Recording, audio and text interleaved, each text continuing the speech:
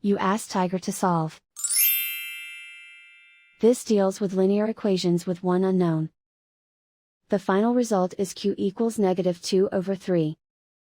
Let's solve it step by step. Simplify the expression.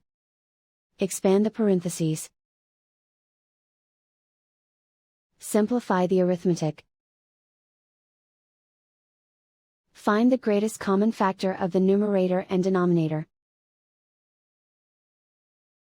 Factor out and cancel the greatest common factor. Group all constants on the right side of the equation. Subtract 4 from both sides. Simplify the arithmetic.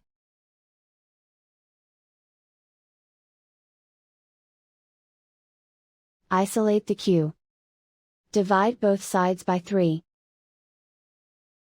Simplify the fraction. And so the final result is q equals -2/3.